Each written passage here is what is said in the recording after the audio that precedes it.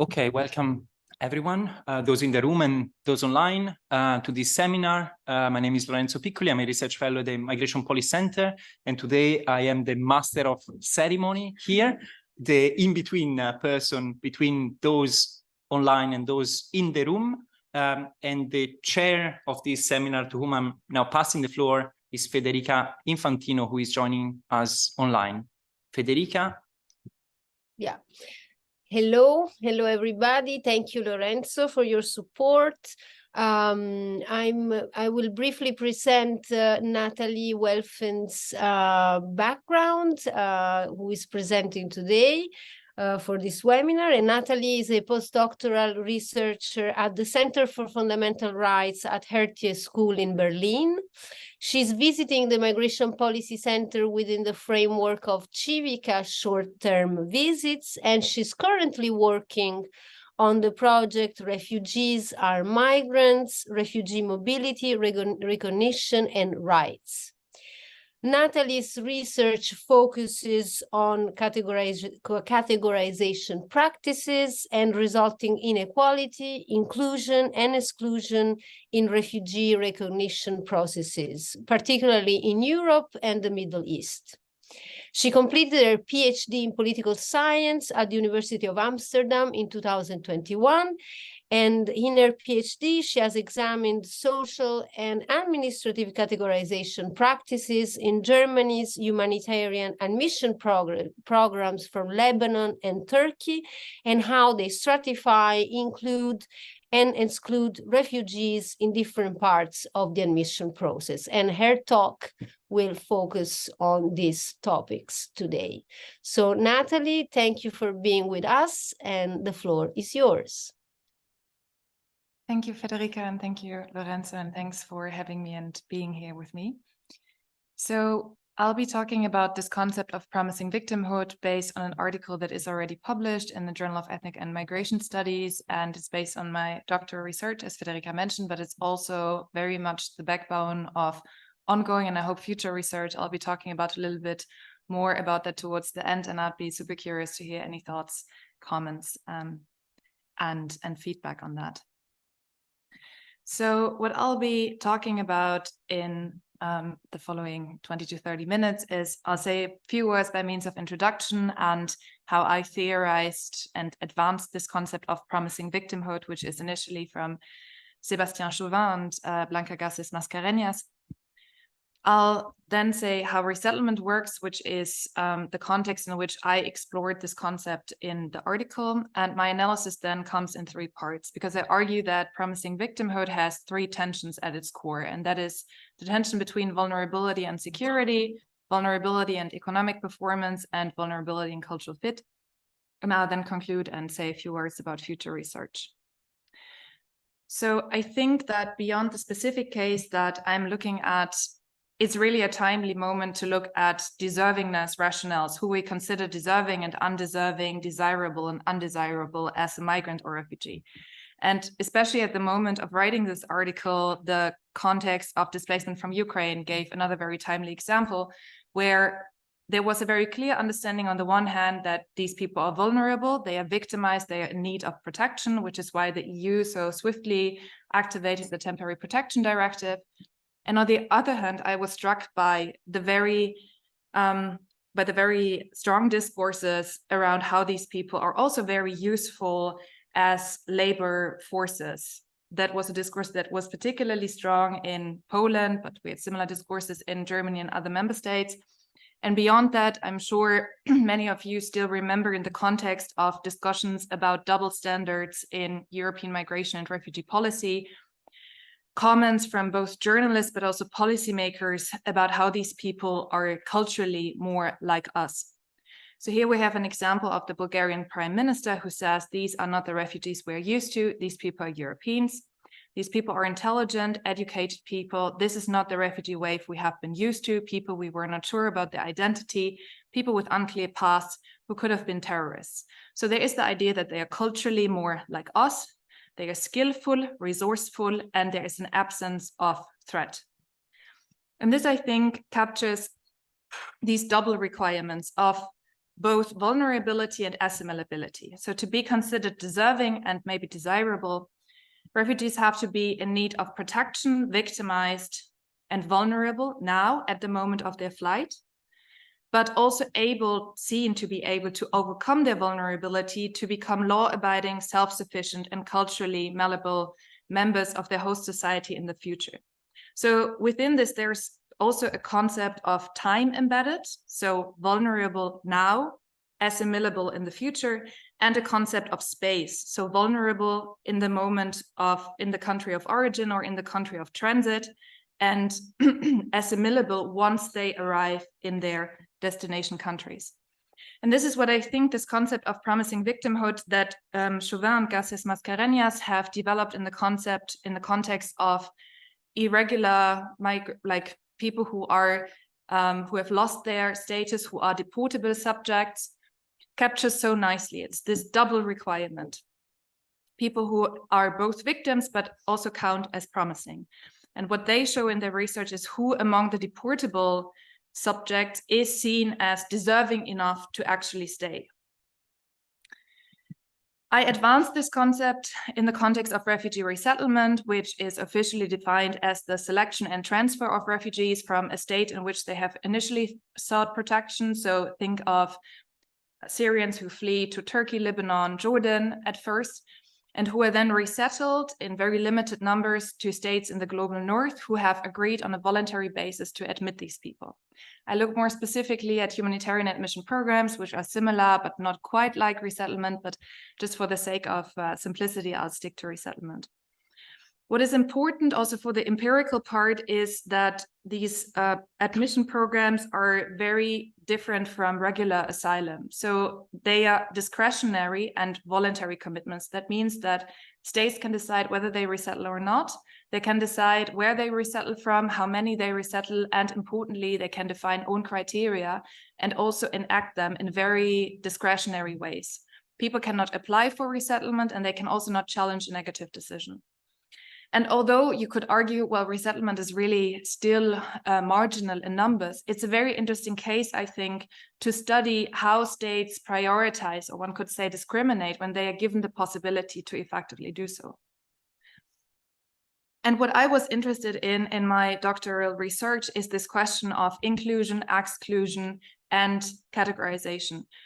Because for me, the question was, how do you prioritize among millions of refugees? So if you only look at Turkey as a major host country, where the programs mostly focus on Syrian refugees, of course, there are other populations there as well. You have around, and numbers differ depending on whom you ask, but the official number is 3.6 million Syrian refugees in Turkey. And a country like Germany admits up to 500. So you can imagine a very big airport, up to 500 per month.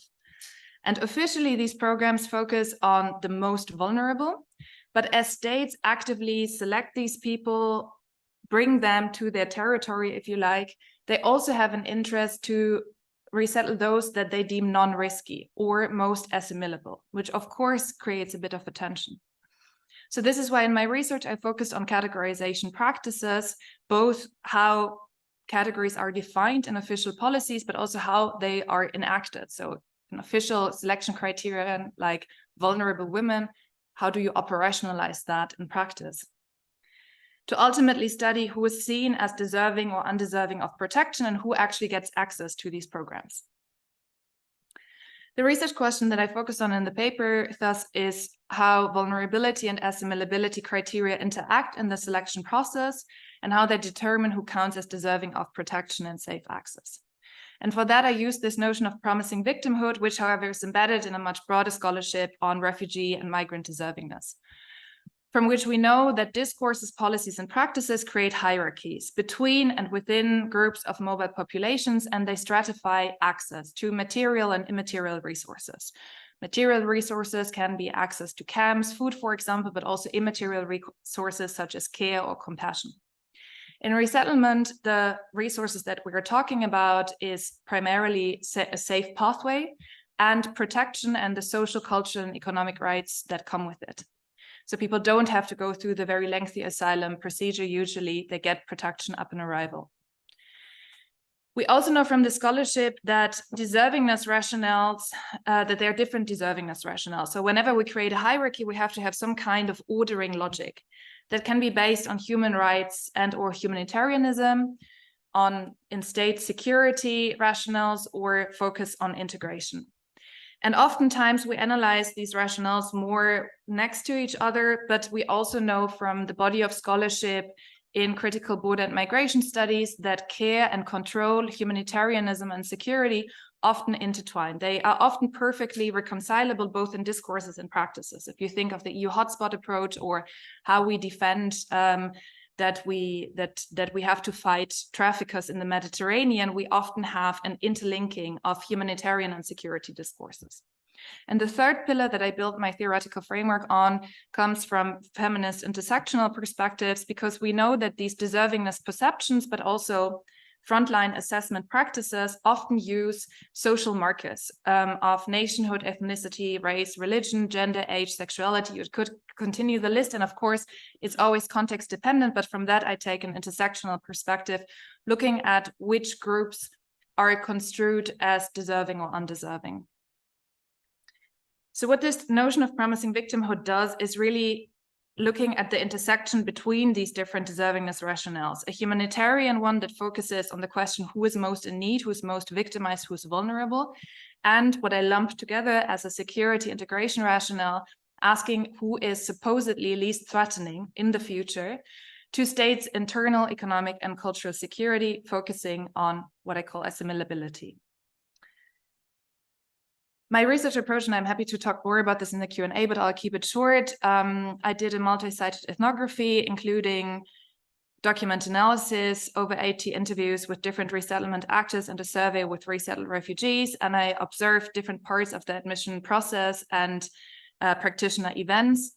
Did this before COVID in different sites in Brussels, different places in Germany, Ankara, Istanbul, and Lebanon. Very briefly on how resettlement and the selection works in concrete terms.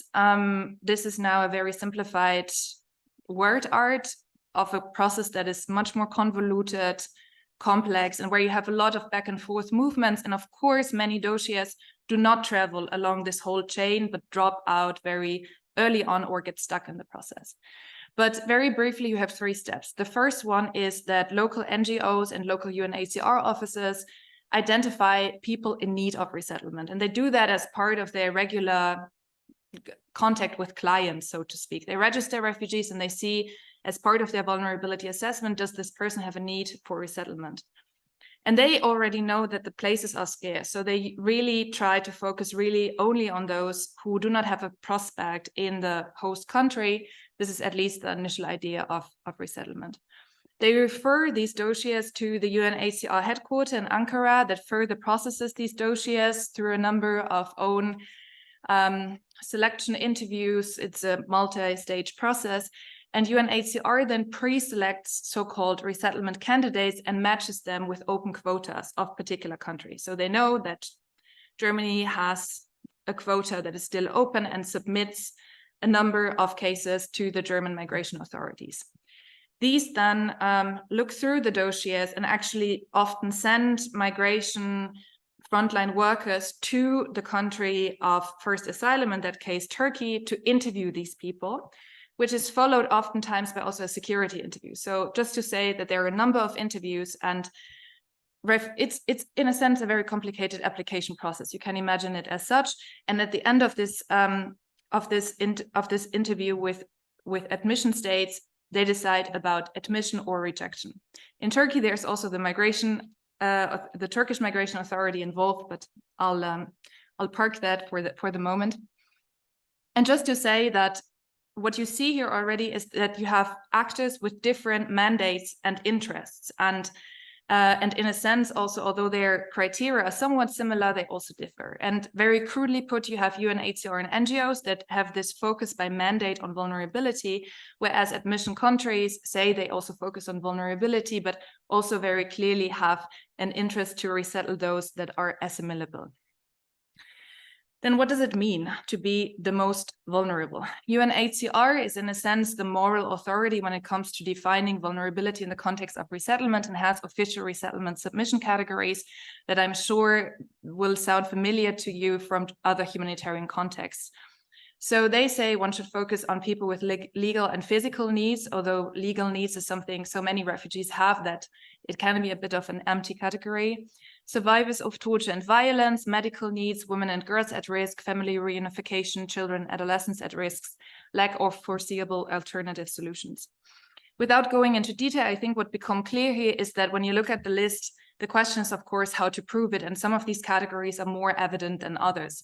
And you have very clearly a focus on women, children, and family, as we know it from other humanitarian contexts as well.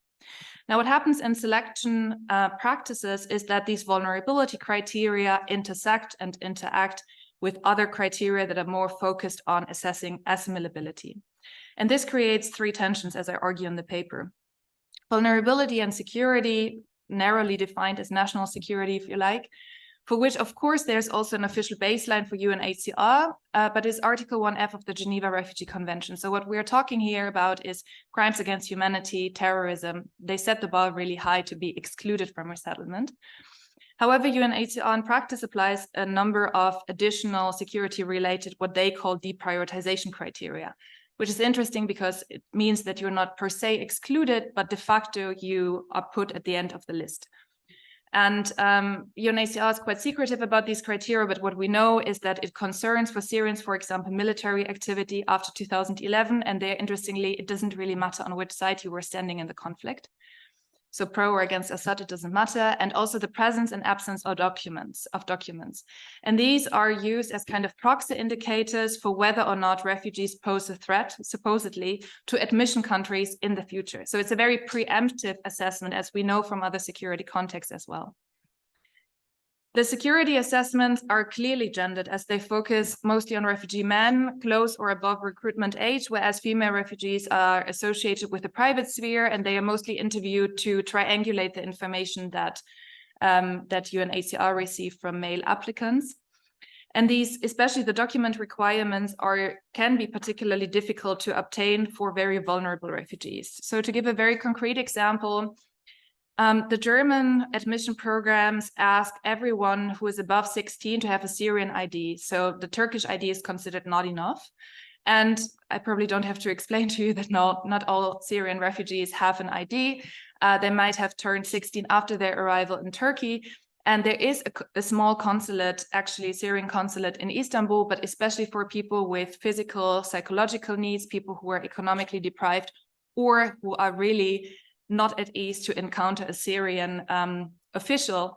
For them, it's not really possible to go to Istanbul and require new documents, which in the past led to a situation where UNHCR couldn't produce, in a sense, enough cases. Not enough cases who were both vulnerable and lived up to these very strict security requirements. The second tension relates to vulnerability and economic performance or economic criteria. And in principle, UNHCR is very clear when it comes to these economic integration criteria, because it says the critical protection and life-saving function risks giving way to pressure to resettle individuals with integration potential, as if language, education, or professional skills make one more deserving than those who are at the greatest risk of harm. However, in practice, UNHCR needs to anticipate on or take into account resettlement states' economic criteria. And this is particularly interesting because economic vulnerability in the country of refuge is a criterion to establish the resettlement need. However, economic performance or economic potential in the resettlement country is then seen as a criterion of assimilability. Very concretely, there are both formal and more informal requests from admission countries to have, as a UNHCR worker put it, a number of breadwinners among the pool of resettlement candidates. So UNHCR says they try to balance very vulnerable cases with those that are more promising, let's say, or less costly for resettlement states. And some countries even ask for very particular skills that they deem necessary for their labor markets. And Norway was an example of that, but also Germany operationalizes integration potential as education, skills, and young age. And here again, Norway's criteria led to a situation where UNHCR could not produce enough cases. And this is really striking if you think of the fact that there's always more demand than available places, and less than 1% of refugees worldwide will be resettled. So eventually Norway had to drop this criterion, but only did so for refugee women, not for refugee men, where again, you see a gender dimension in this economic realm. The third tension that I discussed is vulnerability and cultural fit, where again, UNHCR in principle has a clear stance on it because it urges resettlement states not to use integration potential and other discriminatory selection criteria. For example, family size, age, health status, ethnicity, and religion. So only some of these criteria clearly relate to what you can call the cultural dimension of integration. And yet, really an increasing number of admission countries nowadays deploy cultural integration potential, integration prospects as official selection criteria, which was always a little bit present in resettlement, to be fair, but nowadays it's just much more explicit and present in the programs. In the policies, that means, for example, Germany to prioritize based on education, skills, young age, until recently also religion and family and other ties beneficial to integration. In practice, for many resettlement countries, it means to ask about economic self-sufficiency, so more the economic dimension, but also attitudes regarding nudity, same-sex relationships, willingness to send children to school or to mix sport and swimming classes. So an example question would be, imagine you are a resettler, you see a same-sex couple kissing on the street, how do you react? So again, this very preemptive logic that is at play here. And here, maybe most clearly, you see how social markers are used to operationalize or to distinguish between deserving and undeserving, desirable and undesirable refugees. Because children, and especially girls, this is again very crudely put, but they count as per se vulnerable and culturally assimilable.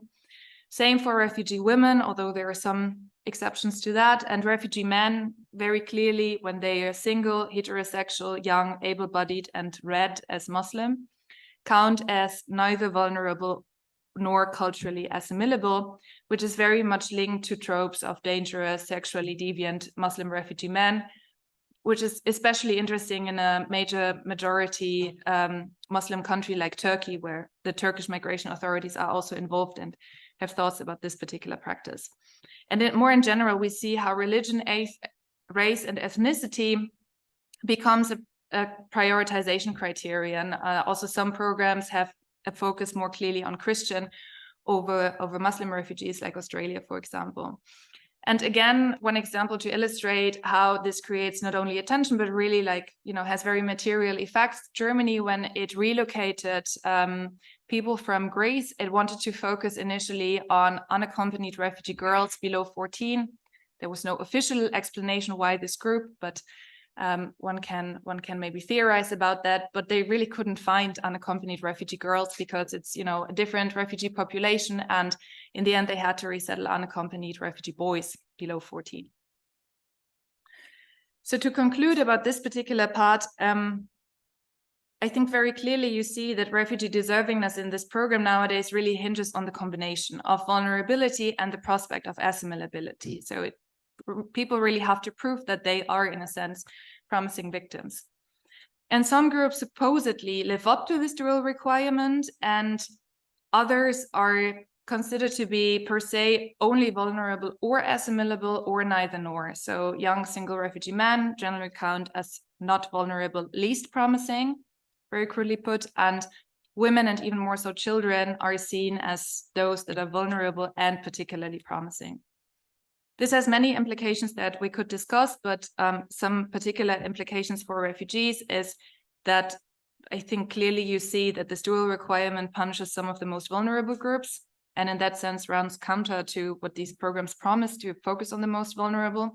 And for refugees, there is a real confusion, especially in this very complex process with the different actors, as to what to foreground when in the process. At the very beginning, they really have to emphasize their vulnerability to even get into the resettlement pipeline, if you like. And the closer they move to the front line of resettlement states, the more they have to emphasize that they can also integrate well. And with that, I'd like to segue into how I would like to develop this research further. Because to actually go back to what I initially started with, in the context of the displacement from Ukraine, very clearly for me, I also saw these dual requirements just in the discourses and policy statements. But what I thought was new was a kind of re-emergence of geopolitical categorizations and deservingness frames. And especially with, like, as someone who has a Polish mother and an interest for Central and Eastern Europe, I thought it was, in a sense, fascinating how Ukraine was considered to belong to Europe overnight, and how there was a very strong emphasis of Ukrainians fighting for Europe, defending Europe at the front line, defending democracy and Western values, and so on. And I would actually like to go back to this first quote that I started with, but focus more on the first part. So these are not the refugees we are used to. These people are Europeans. And if you remember this older article from Chimney about the real and the fake refugees, where he discussed, you know, how initially the Cold War logics created the impression that the real refugee is European and those from outside of Europe are the fake refugees. Like, this logic seemed to be not that relevant anymore after the end of the Cold War, but these geopolitical notions seem to re-emerge. So what I think we see in the case of Ukraine is that these people are seen as vulnerable and assimilable, but that assimilability is very closely linked to the idea that these people are European, like us, defending European and Western values and democracy. Just like Ursula von der Leyen also said, glory to a country of European heroes, Slava Ukraini, Europe's solidarity with Ukraine will remain unshakable. From day one, Europe has stood at Ukraine's side with weapons, with funds, with hospitality for refugees. So here really geopolitics, military and defense politics and refugee policies seem to be closely intertwined. And another example that was a little bit earlier was the evacuations from Afghanistan, where we also saw, you know, a re-emergence of notions of West, people who engaged for Western democracy, a very clear focus on human rights defenders, people who fought or supported Western troops, and so on. So again, very strong notions of geopolitics that seem to inform, at least, or maybe be enmeshed with ideas of who is like us, who can become part of us.